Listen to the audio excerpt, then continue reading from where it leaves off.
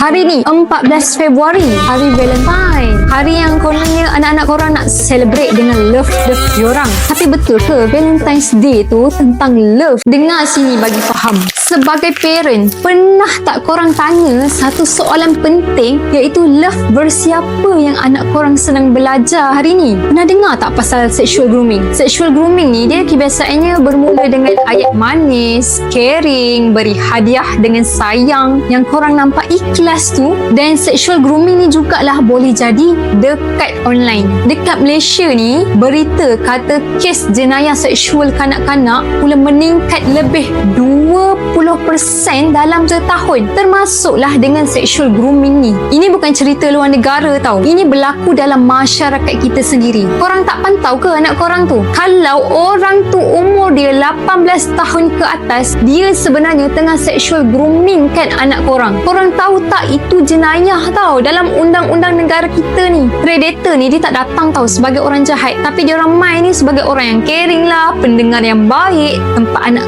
orang rasa dihargai. So, yang parents dengar ni, jangan nak sporting tak tentu hala lah. Tengok sikit anak korang ni tantah dengan sexual groomer. Mak ayah, nak ke anak jadi macam tu?